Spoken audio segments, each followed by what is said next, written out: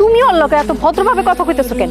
ওর বাড়ি থেকে বাইর করে দাও। সেই মুরত তোর স্বামী নাই, থাকলে বাইর করতো। সেই মুরত আমার আছে।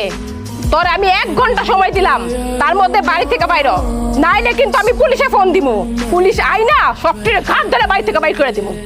মনে রাখিস আমার কথা, আমার স্বামীর কিন্তু পাওয়ার আছে। মানে চুপ কর, একটু চুপ কর। তুমি চুপ থাকো। তোমাকে লগে এত অন্যায় অত্যাচার হয়েছে, কেন আমারে বললা না? একটা ফোন দিতে পারতা।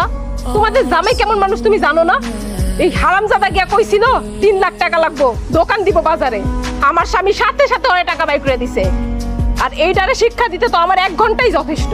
তোর নন্দের জামাই কি করে রে? করে ব্যবসা করে, রাজনীতি করে। হ্যাঁ, কি আবার সত্যি সত্যি পুলিশে ডাকবো নাকি? তুমি কি ভয় পাইতেছো? শোন মা, পুলিশ আউনের আগেই লো আমরা এখান থেকে চলে যাই।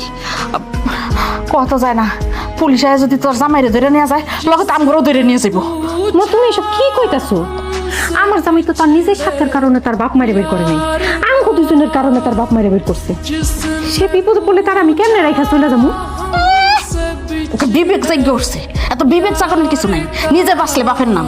শোনো বাবা, তোমার বাপ মায়ের কিন্তু আমরা বাইর করি, তুমি আবার আমগরে দোষ দিও না। আম্মা তুমি চুপ করো।